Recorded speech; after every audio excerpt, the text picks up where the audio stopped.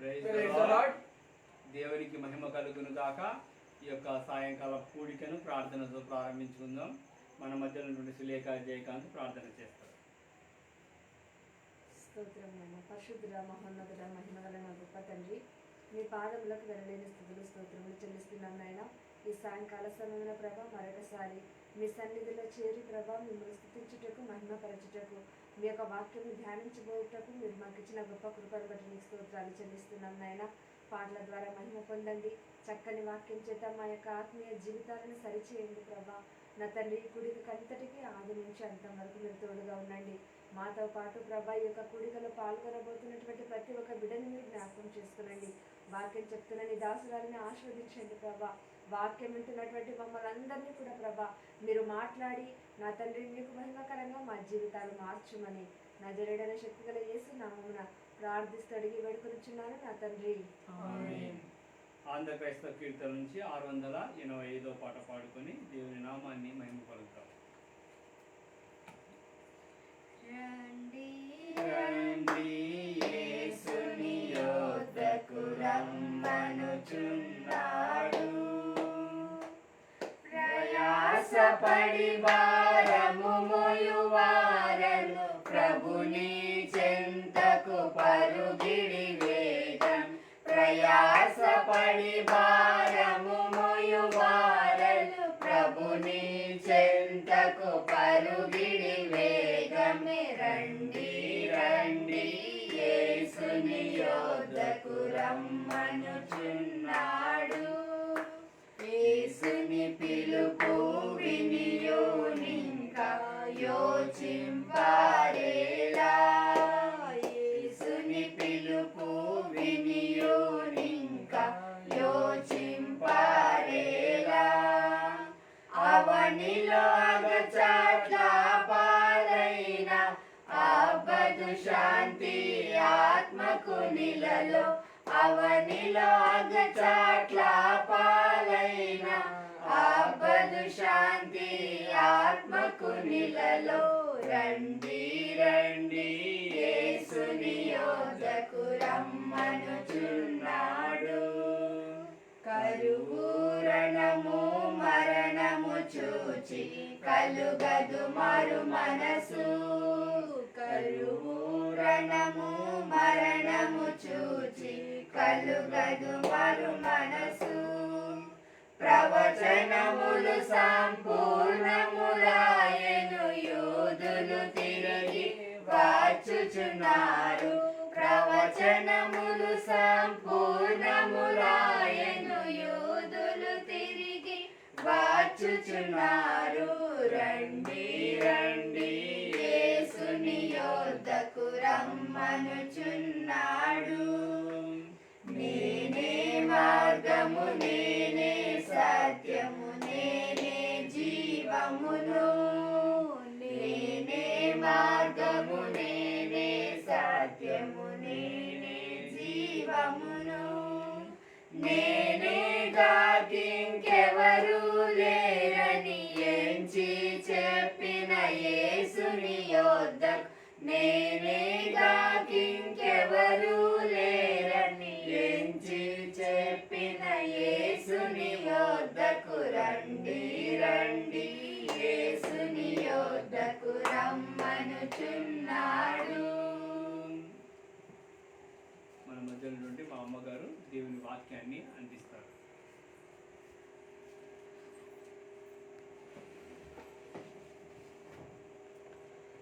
దేవునికి మహిమ కలుగును గాక. ఈ దినమునకై ఏర్పాటు చేయబడిన లేఖన భాగము రోమిలకు రాసిన పత్రిక 2వ అధ్యాయము 7వ వచనం. రోమిలకు రాసిన పత్రిక 2వ అధ్యాయము 7వ వచన లేఖన భాగాన్ని మన మధ్యలో ఉన్న శామ్యుయల్ జేసన్ చదివి వినిపిస్తారు. రోమిలకు రాసిన పత్రిక 2వ అధ్యాయం 7వ వచనం మనందరం చదువుకుందాము. సత్క్రియను ఓపికగా చేయొచ్చు, మహిమను ఘనతను అక్షయతను వెతుకు వారికి నిత్య జీవము నిచ్చును. దేవుని పరిశుద్ధ వాక్యాన్ని దీవించును గాక.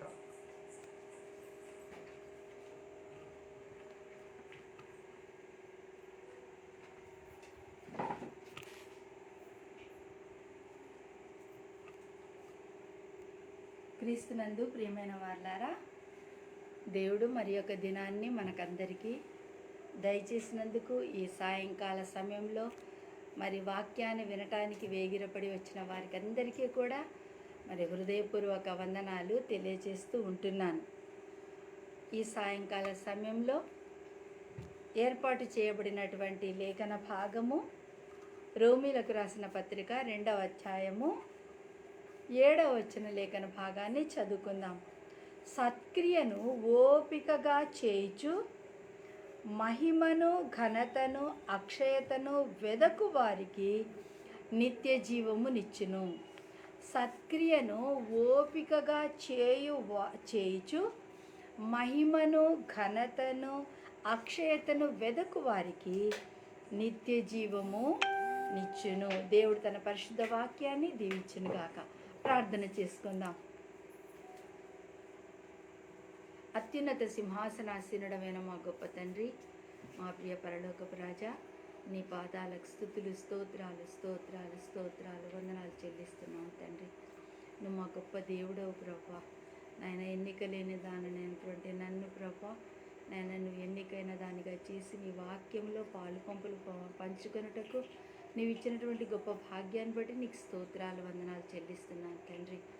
ప్రభా, వినుచున్న ప్రతి బిడ్డ హృదయం తెరవబడులాగున ప్రభా, నా నోటికి నా తండ్రి మీరే బూరగా ఉండి నీ వాక్యాన్ని, సజీవమైనటువంటి వాక్యాన్ని నా తండ్రి వినిపింపచేసి ప్రతి వారితో నా తండ్రి మాట్లాడమని ఈ కొద్ది ప్రార్థన ప్రభు అయిన యేసు శక్తి గల నామంలో స్తుతించి ప్రార్థించి వేడుకుంటున్నాను పరమ తండ్రి, ఆమేన్. మనం ఈ దినమునకై ఏర్పాటు చేయబడినటువంటి లేఖన భాగాన్ని మనము గమనిస్తూ ఒక చిన్న దృష్టాంతం ద్వారా మరి మీ ముందుకు రావాలి అని నేను కోరుకుంటున్నాను.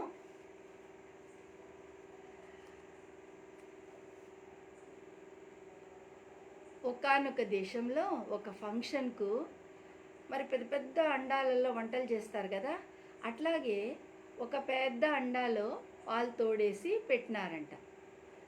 బాగా పెరుగు బాగా అయ్యింది. అక్కడనే 2 కప్పలు ఏం చేసినాయంటే ఆ పెరుగు గిన్నెలో పడినాయంట. ఆ పెరుగు గిన్నెలో ఆ 2 కప్పలు పడిన తర్వాత 2 కప్పలు చాలాసేపు ప్రయత్నం చేసినాయి. బయటికి రావాలి బయటికి రావాలి బయటికి రావాలని ఎంతగానో ఈదినాయన్నమాట. పెరుగులో ఈదుతూ ఒక కప్ప ఏమో దాని యొక్క ఓపిక నశించిపోయి ఇంకా నాకు చేత కాదు, ఇంకా నాకు ఓపిక లేదు, నాకు విసుగొచ్చేసింది అని చెప్పేసి ఆ పెరుగులో మునిగిపోయిందంట. అయితే ఇంకొక కప్ప మాత్రము ఏం చేసింది, వదలకుండా విసుకకుండా ఓపికతో ప్రయత్నం చేస్తూనే ఉందంట. ఆ పెరుగులో అదే పనిగా మరి ఆమె ఆ కప్ప ఈదుతూ ఉన్న సమయంలో ఆ పెరుగులో నుండి వెన్న వచ్చి అది ఒక ముద్దలాగా తయారైపోయిందంట. అప్పుడు ఆ కప్ప ఈజీగా ఆ ముద్ద నుండి మరి పెరుగు గిన్నె నుండి బయటికి మరి ఎగిరి దుంకి తన ప్రాణాలను రక్షించుకుందంట. ప్రియమైన వార్లారా, ఇక్కడైతే మరి ఈ మొదటి కప్పనేమో మరి ఓపికతో తాను చేయాల్సినటువంటి కార్యాన్ని చెయ్యలేక చేతగాక సోమరితనంగా అది మునిగిపోయింది పెరుగులో. అయితే 2వ కప్ప మాత్రము తాను ఏదైతే గురిగా పెట్టుకుందో, తాను బయటపడాలా అనేటువంటి ఉద్దేశము కలిగి ఉందో ఆ కప్ప ఎంతగానో ప్రయత్నం చేసింది. ఏ విధంగానైనా సరే నేను బయటపడాలా అనే ఉద్దేశంతో అది ప్రయత్నం చేసి చివరకు అది బయటకి పడగలిగింది. ప్రియమైన వాళ్ళారా, నిజమే, మనము కూడా ఈ సత్క్రియలు చేయటం, సత్క్రియలు అంటే మంచి పనులు చేయటంలో మనము ఓపిక కలిగి ఉండాలి. సైతానుడు చాలా కుయుక్తుడు. మనం ఏదైనా మంచి తలపెట్టాలంటే వెంటనే పడద్రోయటానికి రెడీగా సిద్ధంగా ఉంటాడనమాట సైతానుడు. కాబట్టి అటువంటి సైతాను శక్తుల జోలికి పోకుండా మనం ఏం చేయాలంటే ఓపికతో మనము ప్రయత్నము చెయ్యాలి అనే సత్యాన్ని మనము ఈ కథ ద్వారా మనం నేర్చుకోవాలి. మనము చేసే ప్రయత్నం ఏంటి అని అంటే మనము ఆ నిత్య జీవాన్ని చేపట్టాలి. ఆ నిత్య జీవాన్ని మనము చేపట్టాలంటే అది సులభంగా రాదు. అందుకే రోమీలకు రాసిన పత్రికలోనే అంటాడు, నీవు యేసు ప్రభు అని నీవు నీ నోటితో ఒప్పుకొని హృదయమందు విశ్వసించిన యెడల నీవు రక్షింపబడతావు. నువ్వు ఎప్పుడైతే రక్షింపబడతావో అప్పుడు నీ కొరకు నిత్య జీవము అనేది సిద్ధపాటు కలిగి ఉంటుంది. ఆ విషయాన్ని మనము గుర్తుపెట్టుకోవాలి. కాబట్టి మన సత్క్రియలను మనము ఓపికతో చెయ్యాలని ప్రభు మనతో మాట్లాడుతూ ఉంటున్నాడు. మరి సత్క్రియ చేయటానికి ఎంత ఓపిక కలిగి ఉండాలి అని అంటే ఎఫెసీలకు రాసిన పత్రిక 2వ అధ్యాయము, ఎఫెసీలకు రాసిన పత్రిక 2వ అధ్యాయము 10వ వచనములో మనము గమనించినట్లయితే అక్కడ వాటి యందు మనము ఆ నడుచుకొనవలెనని దేవుడు ముందుగా సిద్ధపరిచిన సత్క్రియలు చేయుటకై మనము క్రీస్తు యేసునందు సృష్టింపబడిన వారమై ఆయన చేసిన పని అయి ఉన్నాము. ఎందుకంటే మనం సత్క్రియలు చేయాలి అని అంటే ముందుగానే ఆయన సత్క్రియలు చేసి మరి ఆ పనినంతా కూడా తుదముట్టించడానికే మనల్ని దేవుడు సృష్టించి ఉన్నాడు.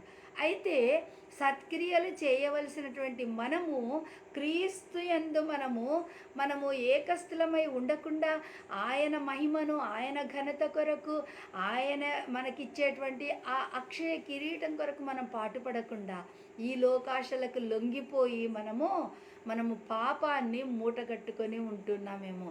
ఎందుకే ఈ ఎఫెసీలకు రాసిన పత్రికలోనే 2వ అధ్యాయం 5వ వచనంలో అంటాడు, మనము మన అపరాధముల చేత చచ్చిన స్థితిలో ఉండగా క్రీస్తు తన శిలువ రక్తము చేత మనల్ని బ్రతికించినాడు. ప్రియమైన వాళ్ళారా, ఎందుకంటే మనల్ని దేవుడు సత్క్రియలు చేసి ఆయన యొక్క ఉన్నత రాజ్యంలో చేరాలని దేవుని యొక్క ఆకాంక్ష ఉంటున్నది. అయితే మనమేం చేస్తున్నాము? ఈ లోకాశలకు లొంగిపోయి మనము చేయవలసినటువంటి మంచి కార్యాలను చేయలేకుండా దేవునికి మనము దూరస్తులమై ఉంటున్నాం.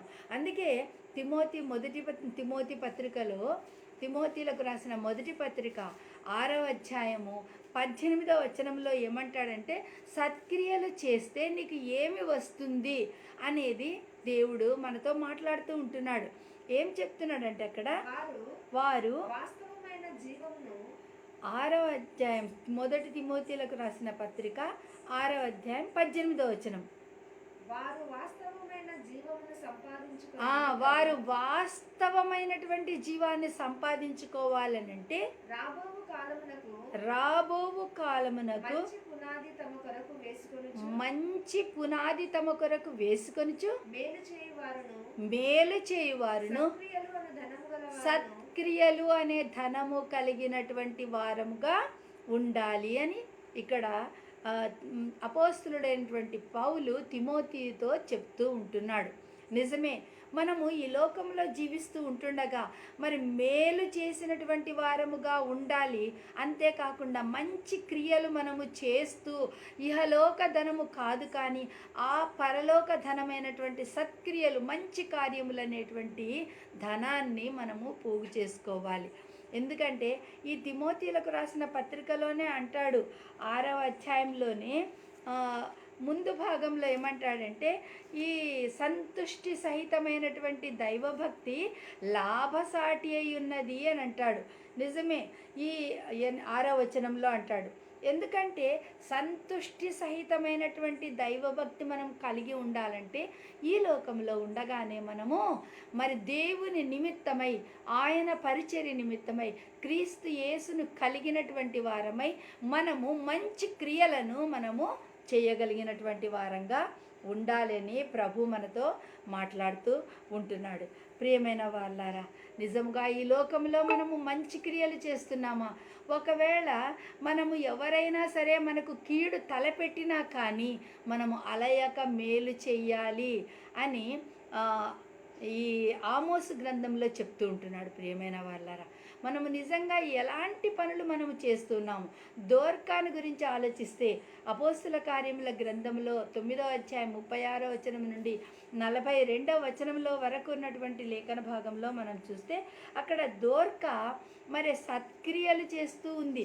ఆమె ఒక విధవరాలు అయినా కానీ ఆమె యొప్పేలో తబితా అనే ఒక శిష్యురాలు అని చెప్తుంది. అక్కడ ఒక స్త్రీ అని కూడా చెప్పడం లేదు. ఎందుకు శిష్యురాలు అని అంటే, ఎవరైతే దేవుని చిత్త ప్రకారంగా నడుచుకుంటూ ఆయన యొక్క వాక్యానుసారంగా జీవిస్తూ ఆయన సత్క్రియలను ఏ విధంగా ఈ లోకంలో చేశాడో ఆ విధంగా చేసేవారు దేవుని యొక్క శిష్యులు. కాబట్టి అటువంటి ఈమె ఇక్కడ శిష్యురాలు అనబడింది. కాబట్టి ఆ దోర్కా అనబడినటువంటి ఆమె ఏం చేసింది? సత్క్రియలను ధర్మకార్యాలను బహుగా చేసి ఉంది. కాబట్టి దేవుడు ఆమెను ఈ లోకంలో ఇంకా కొంతకాలము ఆమెను మరి బ్రతకనిచ్చినాడు. నిజమైన మరి క్రీస్తునందు ప్రియమైన వాళ్ళారా, ఆమె కాయిలా పడి చనిపోగా పేతురు అక్కడికి వచ్చి ఆమెను తబితా లెమ్మని చెప్పగానే ఆమె కన్నులు తెరిచి లేచి కూర్చున్నది. ప్రియమైన వాళ్ళారా, ఇంకా అనేకమైనటువంటి మంచి కార్యాలను ఇతరులకు చేయటానికి చనిపోయినటువంటి ఆ దోర్కా సహితము లేపగలిగినటువంటి శక్తిమంతుడు మన దేవుడు. కాబట్టి ప్రియమైన వాళ్ళారా, మనం ఆ విధంగా మంచి కార్యాలు చేయటానికి ఈ లోకంలో ఉంటున్నామా? ఎందుకు మంచి కార్యాలు చేయాలి? ఎందుకంటే దేవుని యొక్క మహిమను, మరి ఆయన మహిమను మనం వెతకాలి, ఆయన ఘనతను మనము వెతకాలి, ఆయన యొక్క అక్షయతను మనం పొందుకోగలగాలి. అప్పుడే ఆ విధంగా వెదకినట్లయితే మనకు నిత్య జీవము అనేది మనకు దొరుకుతుంది అని చెప్తున్నాడు. అందుకే తీతు పత్రిక 2వ అధ్యాయము 14వ వచనంలో మనము గమనించినట్లయితే, తీతు పత్రిక 2వ అధ్యాయము 14వ వచనంలో మనము చూసినట్లయితే, ఆయన సమస్తమైన దుర్నీతి నుండి మనలను విమోచించి సత్క్రియలయందు ఆసక్తి గల ప్రజలను తన కోసరము పవిత్రపరుచుకొని తన సొత్తుగా చేసుకొనుటకు తన్ను తాను అర్పించుకొనేను. నిజమే ప్రియమైన వాళ్ళారా, ఎవరైతే మరి సమస్త దుర్నీతి నుండి విడిపించి సత్క్రియలందు ఎవరైతే ఆసక్తి కలిగి ఉంటారో అటువంటి ప్రజలను తన కొరకు పవిత్రపరచుకొని తన సొత్తుగా ఆయన చేసుకున్నాడు.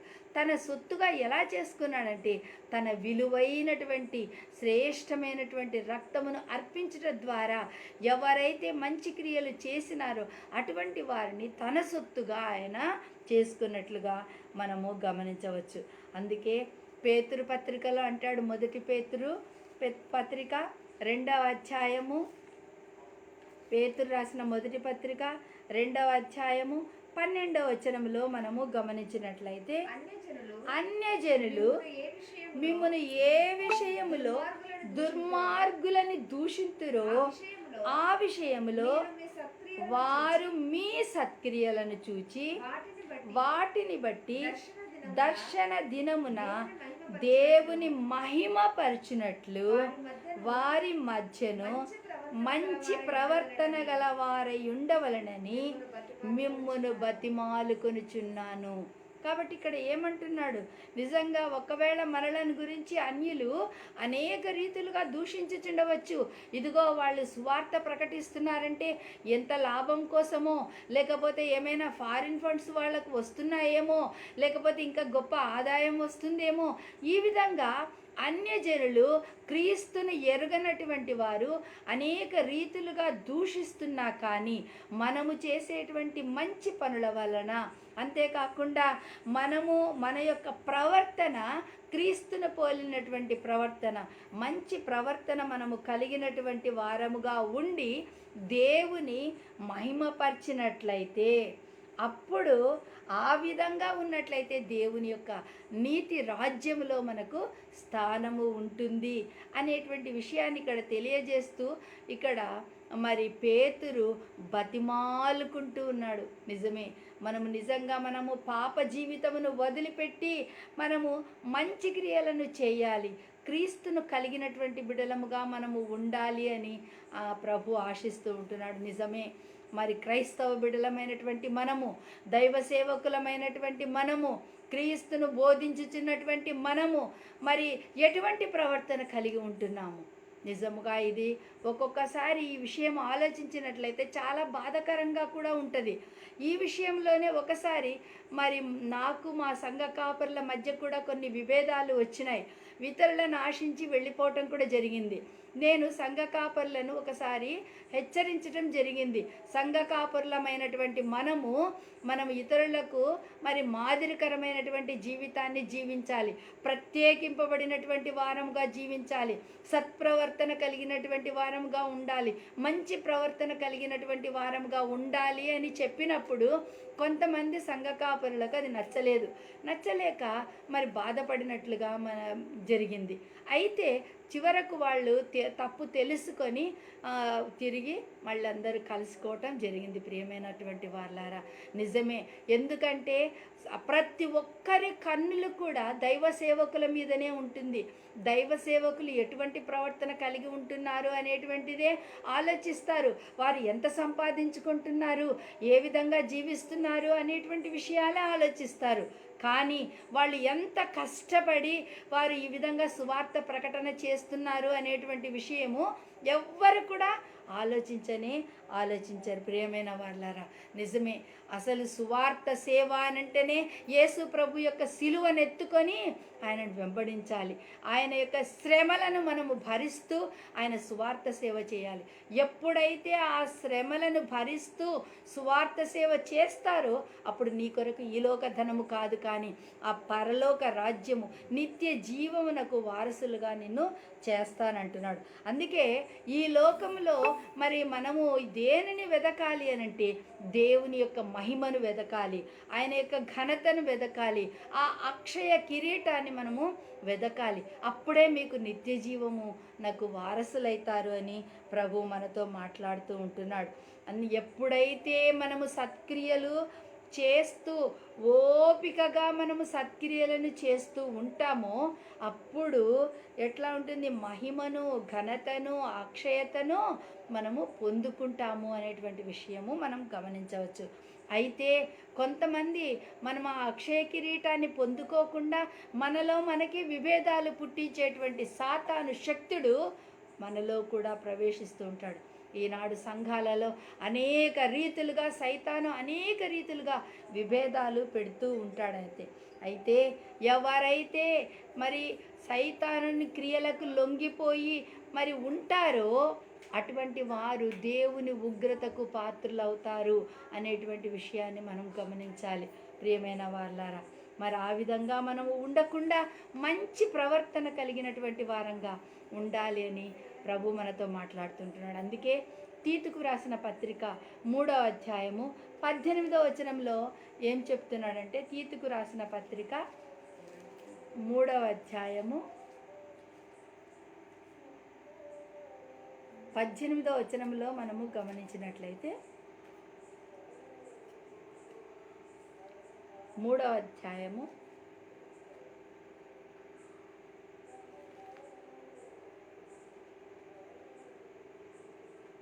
3వ అధ్యాయంలో మనము గమనించినట్లయితే, క్షమించండి, 2వ అధ్యాయం 14వ వచనం, ఆయన సమస్తమైన దుర్నీతి నుండి మనలను విమోచించి సత్క్రియలయందు ఆసక్తి కలిగినటువంటి ప్రజలను మన కొరకు ఆయన మనలను తన కొరకు ఏర్పాటు చేసుకున్నట్లుగా మనము గమనించాలి. కాబట్టి ఈ తీతు పత్రికలో ఏమంటాడంటే, దేవుని యందు విశ్వాసముంచుము. వారు ఎవరైతే దేవుని యందు విశ్వాసముంచుతారో వారు సత్క్రియలను చేస్తారు అని చెప్తూ ఉంటున్నాడు. నిజమే, మనము దేవుని యందు విశ్వాసం ఉంచి ఆయన యొక్క సత్క్రియలను చేసేవారంగా ఉండాలని ప్రభు మనల నుండి ఆశిస్తూ ఉంటున్నాడు. కాబట్టి అటువంటి దేవుడిచ్చేటువంటి మహిమను, అటువంటి దేవుడిచ్చేటువంటి ఘనతను మనం పొందుకోవటానికి మనం సిద్ధంగా ఉంటున్నామా? మరి నిజమే, రాహాబు అనేటువంటి వేశ్య ఏం చేసిందంటే ఆమె తన క్రియల మూలముగా నీతిమంతురాలుగా ఎంచబడింది. యాకోబు పత్రిక మరి 2వ అధ్యాయం 25వ వచనంలో చూస్తే ఆమె ఏం చేసింది? ఆమె ఒకవేళ వేశ్యనే అయితే ఆమె తన క్రియల మూలముగా దేవుని యందు విశ్వాసము కలిగినదై నీతిమంతురాలుగా ఆమె తీర్చబడినట్లుగా మనము గమనించవచ్చు. మరి ఎలాంటి క్రియలు మనము చేయాలి?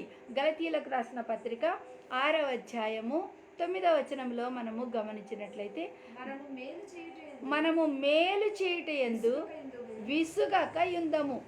ఎట్లా ఉండాలంటే మనము మేలు చేయుట యందు విసుగక యుందము, అలయక మేలు చేసిన ఎడల తగిన కాలమందు పంట కోస్తామంటున్నాడు. నిజమే ప్రియమైన వాళ్ళారా, మనము ఈ సత్క్రియలు ఎలాంటి సత్క్రియలు చేయాలంటే మనం ఇతరులకు ఓపికతో ఎల్లప్పుడూ కూడా మేలు చేయటానికి మనము సిద్ధపాటు కలిగి ఉండాలి అని ప్రభు మనతో మాట్లాడుతూ ఉంటున్నాడు.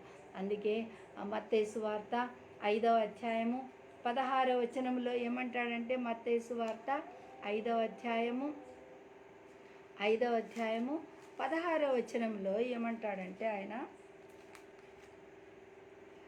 మనుషులు మీ సత్క్రియలను చూచి పరలోకమందున్న మీ తండ్రిని మహిమపరచునట్లు వారి ఎదుట మీ వెలుగును ప్రకాశింపనీయుడి అని అంటున్నాడు. నిజమే, మనుషులు మీ సత్క్రియలను చూచి పరలోకమందున్న మీ తండ్రిని మహిమపరిచే విధంగా మరి వారి ఎదుట మీరు మీ వెలుగును ప్రకాశింపనీయుడి అని అంటున్నాడు. నిజమే, మనము మరి మన యొక్క సత్క్రియలను బట్టి మనము ఎవరిని మనము మరి ప్రశంసింప చేస్తున్నాం ఒకసారి జ్ఞాపకం చేసుకోవాలి. మన ప్రవర్తనను బట్టి నిజంగా ఆయన నామాన్ని మనం అనేక రీతులుగా దూషించేటువంటి బిడలముగా అన్యజనుల ఎదుట మనం ఉంటున్నామా? ఒకసారి మనల్ని మనమే పరీక్షించుకుందాం. మన ప్రవర్తన ఎలా ఉంది? మనం నిజంగా మంచి కార్యాలు చేస్తున్నామా, లేకపోతే చెడు కార్యాలు చేస్తున్నామా? మనం ఇతరులకు మేలు చేసేటువంటి పనులు మనం చేస్తున్నామా, లేకపోతే కీడు చేసేటువంటి పనులు చేస్తున్నామా? ప్రియమైన వాళ్ళారా, మనము చేసేటువంటి ప్రతి పనిని బట్టి దేవుని నామము అన్యజనుల మధ్య దూషింపబడుతున్నది. కాబట్టి మనము క్రైస్తవులమని పేరు పెట్టుకున్నటువంటి మనము ఆయన నామాన్ని, ఆయన మన క్రియల ద్వారా ఆయన నామాన్ని ఘనపరిచేటువంటి వారంగా ఉండాలి. అప్పుడే మనము సంతోషంగా ఈ లోకంలో జీవిస్తాము. కాబట్టి ఆ సంతుష్టికరమైనటువంటి లాభసాధకమైనటువంటి ఆ పరలోక ధనాన్ని మనం సంపాదించుకోవాలంటే మనం ఈ లోకంలో ఉండగానే సత్క్రియలను చేయాలి. ఆయన నిత్య జీవమును మనము వెదకాలి. ఆయన మహిమను, ఆయన ఘనత కొరకు మనము కనిపెట్టాలి. ఆ అక్షయత కొరకు మనము వెదికి దానిని పొందుకొనుటకు మనము ప్రయత్నం చేయాలి. అందుకే కీర్తనకారుడు అంటాడు 37వ కీర్తనలో 4వ వచనంలో అంటాడు, కీర్తనల గ్రంథము 37వ కీర్తన 4వ వచనంలో అంటాడు, యెహోవాను బట్టి సంతోషించుము, ఆయన నీ హృదయవాంఛలను తీరుస్తాడు. ప్రియమైన వాళ్ళారా, నువ్వు ఎప్పుడైతే మంచి పనులు చేస్తావో అప్పుడు ఆయన నీ హృదయ వాంఛలను తీరుస్తాడు. అప్పుడే నువ్వు ఎప్పుడైతే మంచి పనులు చేస్తావో అప్పుడు నీకు హృదయంలో సంతోషము అనేది కలుగుతుంది. ఎప్పుడైతే నువ్వు సత్క్రియలు చేయకుండా ఉంటావో నీ వాకిట పాపము అనేది పొంచి ఉంటుందంట. సామెతల గ్రంథంలో అంటాడు. ప్రియమైన వాళ్ళారా, మనము నిజంగా మనం ఆయన యొక్క హృదయ వాంఛను మనము తీర్చగలగాలనంటే మనం ఈ లోకంలో జీవిస్తుండగానే క్రీస్తును పోలినటువంటి వారంగా, క్రీస్తును మహిమపరిచే వారంగా, క్రీస్తుకు ఘనత తెచ్చే విధంగా మనము ఈ లోకంలో జీవిస్తూ మనము మన మంచి క్రియల ద్వారా అలయక మనము మేలు చేయటం ద్వారా మనము ఓపికతో మనం ఈ పరుగు పందాన్ని తుదముట్టించడానికి మనం ప్రయత్నం చేద్దాం. అందుకే పౌలు అంటాడు, మంచి పోరాటము పోరాడి తిని నా పరుగు తుదముట్టించి తిని నేను నా విశ్వాసాన్ని కాపాడుకుంటుని అంటున్నాడు. ప్రియమైన వారలారా, మరి నీవు నీ విశ్వాసాన్ని కాపాడుకొనడానికి నువ్వు సిద్ధంగా ఉంటున్నావా? మంచి పోరాటం పోరాడడానికి సిద్ధంగా ఉంటున్నావా? ఈ లోకంలో నువ్వు సత్క్రియలు చేస్తూ నీవు క్రీస్తును ప్రతిఫలించేటువంటి బిడ్డగా నువ్వు ఈ లోకంలో మరి ఆ అక్షయ కిరీటాన్ని వాడబారని కిరీటాన్ని పొందుకోవటానికి నువ్వు సిద్ధంగా ఉంటున్నావా? ఒక్కసారి నీ హృదయాన్ని నీవే పరీక్షించుకో. నిజంగా మనము ఓపికతో ఈ జీవిత యాత్రలో మనం పరిగెత్తాలి. ఈ లోకంలో జీవిస్తున్నప్పుడు అనేక శ్రమలు మనకు ఎదురు కావచ్చు, అనేక సమస్యలను సాతానుడు కలిగిస్తూ ఉండవచ్చు. అయితే వాటన్నిటినీ కూడా మనము దేవునితో సహవాసం చేయటం ద్వారా, ఈ లోకంలో మనం మంచి పనులు చేయటం ద్వారా మనము ఓపిక కలిగి మనము ఆ ఘనతను, ఆ మహిమను మనము పొందుకోవటానికి మనము సిద్ధపడదాం. ఆ నిత్య జీవాన్ని మనము పొందుకుందాం. లేకపోయినట్లయితే జాగ్రత్త, మనము దేవుని ఉగ్రతకు పాత్రులమవుతామేమో, ఆయన నామాన్ని మనము వ్యర్థపరిచే వారంగా ఉంటామేమో. కాబట్టి మనము ఈ లోకంలో ఎంత సంపాదించినా కానీ మన శరీరం కుళ్ళిపోతుంది. కానీ మనకు ఆ రెండవ మరణము నుండి తప్పించుకోవాలంటే ఈ లోకంలో ఉండగానే మనము క్రీస్తును ప్రతిఫలించేటువంటి బిడ్డలంగా ఈ లోకంలో జీవిస్తాం. ప్రార్థన చేసుకుందాం. సర్వశక్తిమంతుడా, సర్వోన్నతుడా, స్తుతుల కారణభూతుడా, నీకే స్తోత్రాలయ్యా, నీకే వందనాలు తండ్రి. నిజముగా మేము ఈ లోకంలో జీవిస్తూ ఉండగా ప్రభువా, నాయన నీ కొరకు నాయన మేము నీతి క్రియలు జరిగించే వారంగా, మంచి క్రియలు జరిగించే వారంగా, సత్కార్యములు చేసేటువంటి వారంగా, ఓపికతో నాయన మేలు చేసేటువంటి వారంగా ఈ లోకంలో జీవించటకు నీ కృప దయచేయండి ప్రభువా.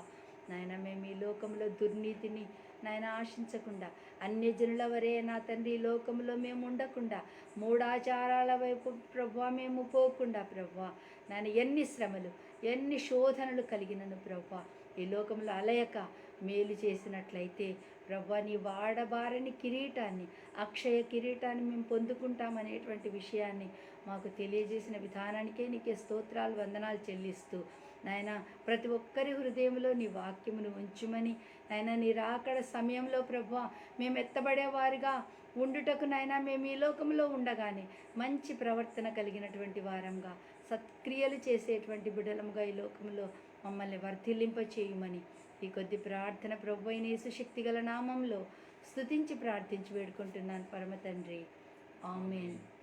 ఆశీర్వాదం తీసుకుందాం. మన పరమ తండ్రి అయిన దేవుని యొక్క ప్రేమయు, మన ప్రభువును ఆయన ప్రియకుమారుడు మన రక్షకుడైన యేసుక్రీస్తు యొక్క కృపయు, పరిశుద్ధాత్మని యొక్క అన్యోన్య సహవాసము, సన్నిధి, సమాధానము చేరి ప్రార్థిస్తున్న ప్రతి ఒక్కరి మీదను, సంఘ కాపర్లు వారి కుటుంబాల మీదను, ఎందరైతే ఈ లోకంలో మరి సత్క్రియలు చేస్తూ నీ నిత్య జీవానికి వారసులవటానికి తీర్మానం చేసుకున్నారు అటువంటి బిడ్డలందరి మీదను ఇప్పుడు ఎల్లప్పుడూ సదాకాలము నీ కృపతోడై ఉండి నడిపించును గాక. ఆమేన్. ఆమేన్. అందరికీ వందనాలు.